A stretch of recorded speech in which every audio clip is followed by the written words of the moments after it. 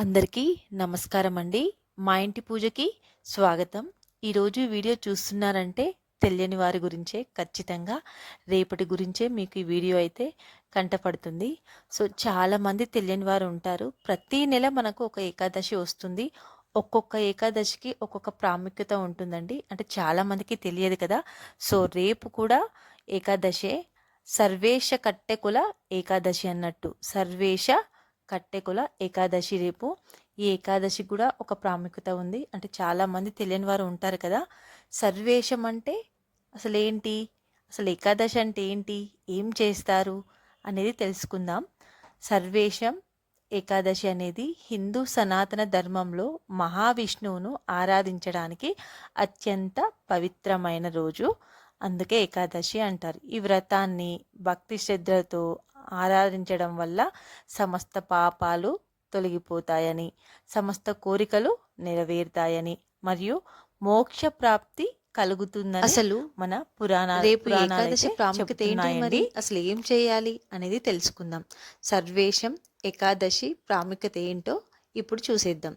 పాప పరిహారం. ఈ వ్రతాన్ని ఆచరించడం ద్వారా అపారమైన పుణ్య ఫలాలు లభిస్తాయని మరియు చేసిన తప్పుల వల్ల కలిగే పాపాలు నశించిపోతాయని చాలామంది నమ్ముతారు.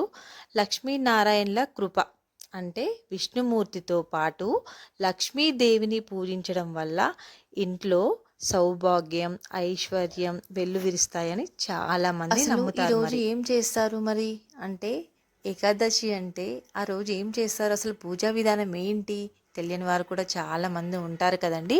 సో తెలియని వారి గురించి కూడా చెప్తున్నాను. సరే, తెలిసిన వారైతే ఈరోజు పవిత్రమైన రోజు కాబట్టి భక్తులు సూర్యోదయానికి ముందే లేచి అసలు దీపం పెట్టేసుకొని సాయంత్రం వరకు ఉపవాసం ఉంటారు, నీరు త్రాగకుండా. అంత పవిత్రమైన రోజు అన్నట్టు ఈరోజు.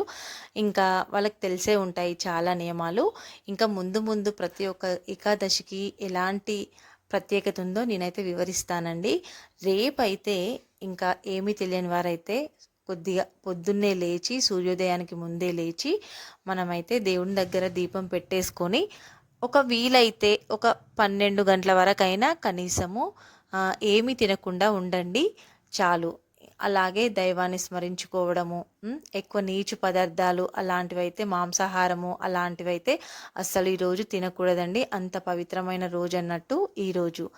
ఇంకా పూజ విషయానికి వస్తే పూజ చేయాలి, ఎలా చేయాలో తెలియదు కదా. సో అలాంటి వారి కోసమేనండి. పూజా విధానం ఏమీ లేదండి.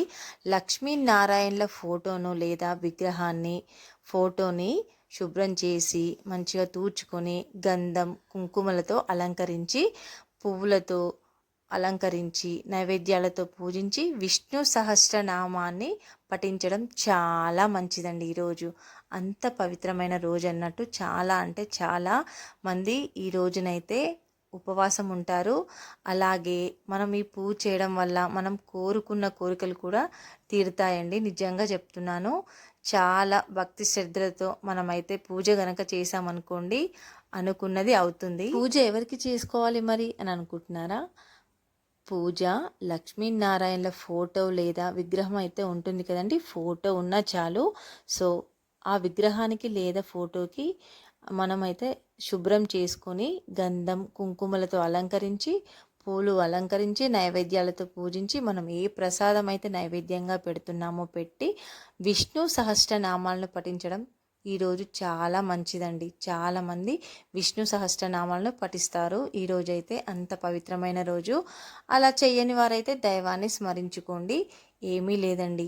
రేపు వీలైతే మాంసాహారాన్ని తీసుకోకుండా ఆ దైవాన్ని ఎక్కువగా స్మరించుకోండి. ఇంకా రాబోయే వీడియోస్లలో అసలు ఏ ఏకాదశికి ఎలాంటి ప్రాముఖ్యత ఉందో ఖచ్చితంగా చెప్తానండి. థ్యాంక్స్ ఫర్ వాచింగ్ అండి. నెక్స్ట్ వీడియోలో మళ్ళీ కలుద్దాం.